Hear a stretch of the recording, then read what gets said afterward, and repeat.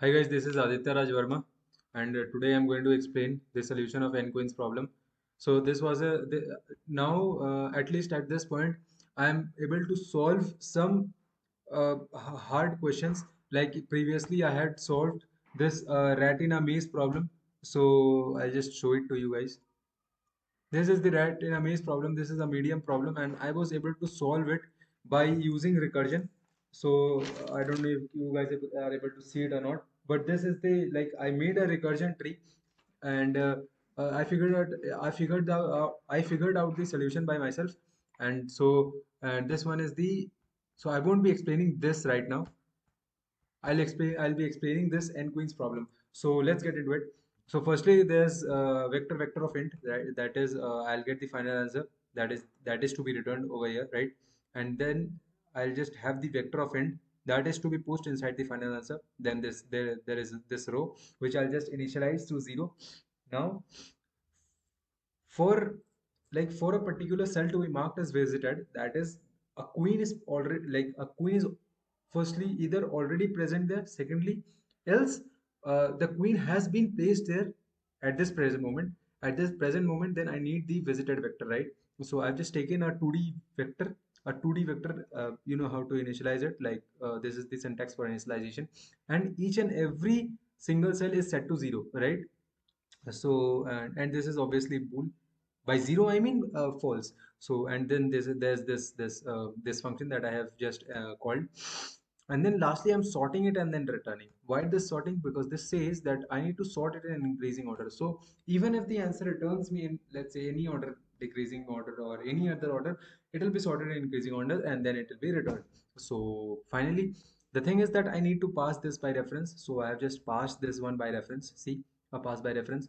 And the thing, as I said, that I had coded this solution about 85%. So what do I mean by 85%? The thing is that this one I passed by reference, fine. But this visited vector I did not pass by reference. Like obviously I have now at this present moment I have passed it by reference, but the thing is initially when I coded it, it was all passed by value. So this was the error. I mean, this wasn't an error. This, the test cases were passing, but it gave me a TLE, time limit exceeded error. So yeah, this is very important, guys. So see to it that when you are coding down recursion problems, the thing is that you need to analyze that where is my particular data structure getting changed, and do I need to pass that changed data structure to some other function? Like I'll explain it to you guys. See, this is the visited vector that I have over here currently, right? Now I'll just check the base condition.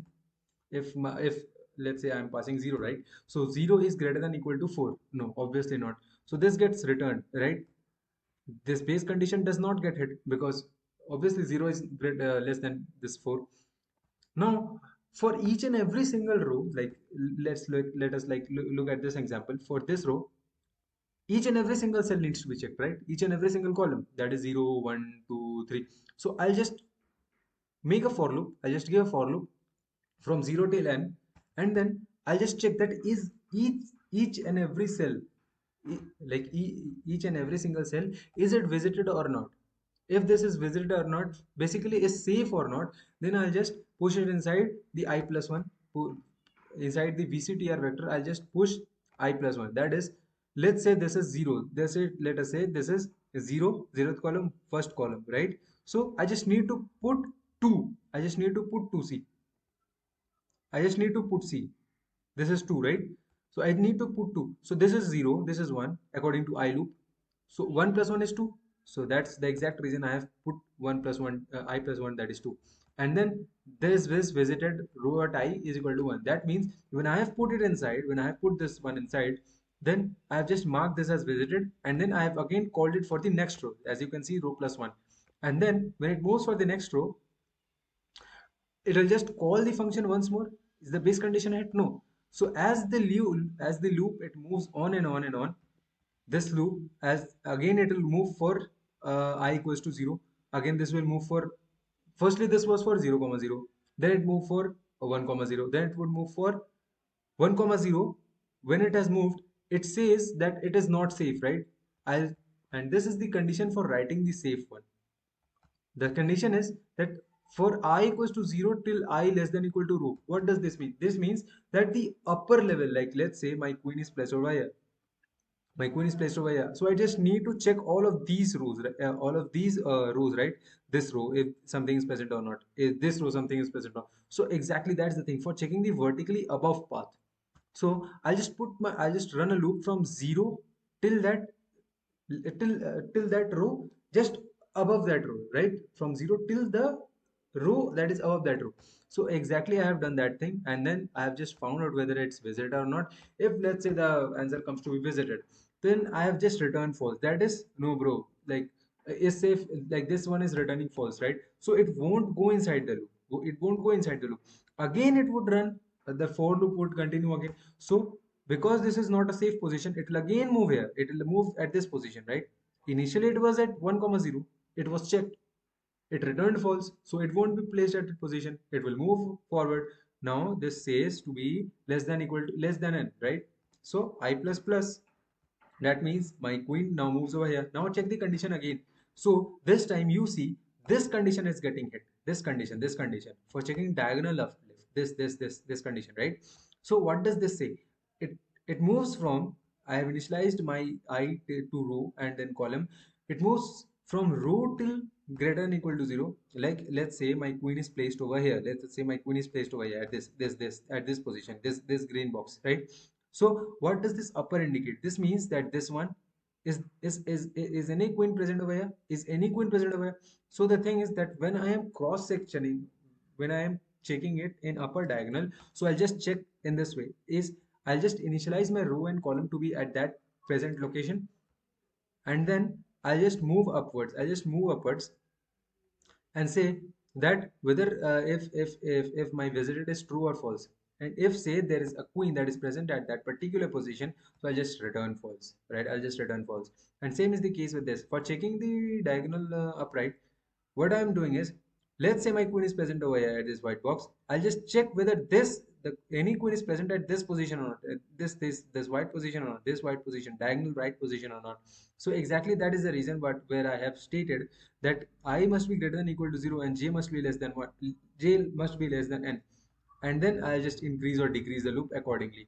So if let's say my queen is present over here and my queen is present over here, and then I need to check whether my queen, any diagonal queen is present or not. So obviously this is going to return me true, right? This is obviously sorry, I'm sorry, this is going to return me false, right? So this condition is again not hit. So the queen will move to this position, and let's say this question, now let's say this is returning true. So my queen will be placed at this position.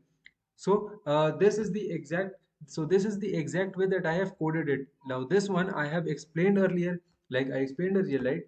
So this is the way that I have coded it down. Now this the recursion tree for this, I am not able to explain the recursion tree because I don't have an iPad right over here.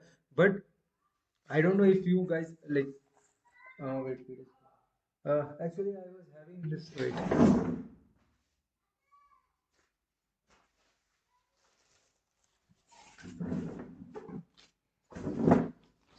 I'm having this recursion tree drawn over here. I don't know if you guys will be able to see it or not. See. Uh, 0, 1. Wait. Yes. I don't know if you guys are able to see it or not, but see, this is 0, comma 1. This moves ahead 1, comma 1, 1, comma 2, 1, comma 3. It gets called back, and then it again to it moves to 1, comma 3. Then it goes to 2, comma 1. Sorry, 2, comma 0. Like this is the recursion tree that I have drawn on paper. I don't know, like, because I won't be able to show you guys the recursion tree that I have drawn. Uh, but the thing is, I need to buy an iPad so that I can tell you guys that I how did I draw the recursion tree for this solution. But currently I am learning from Love Bubber and Striver.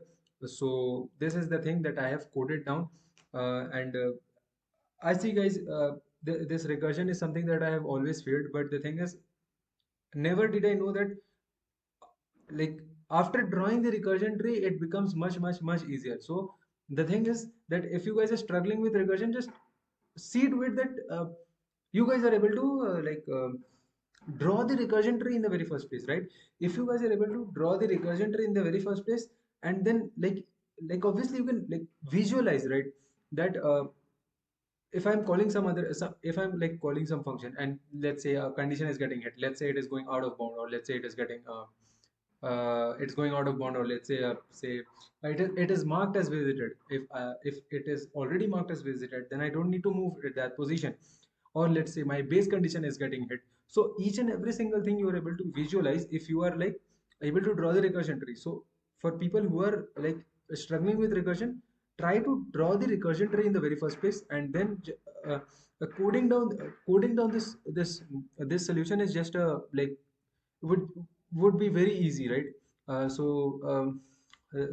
This is like I've explained you the solution in very brief. Like how did I understand it? Like I understood it in a very explanatory way, right? I had understood it in a very explanatory way, and like in that way I'm not able to teach you guys, I'm not able to make you guys understand how did I like understand this problem, because most probably because I don't have like something to like write down as the YouTubers they do. They just write down in an iPad or something. So like if I start earning, then I'll just buy an iPad, and then maybe most probably I can just tell that what is my approach to tackle or solve all these types of questions. So yeah, this is it, guys. And the more problems I'll just be solving. I'll just be giving you guys some approach, some intuition that how am I able to like approach those questions, right? Obviously I'm just learning, so whatever I think I learned, I'll just be sharing it with you guys. Yeah, that's it with this question. So I'll just be as I move forward. Till now I have completed this. Let's see, this array is done, matrix is done, string is done, searching sorting is done, linked list is somewhat left, but yeah.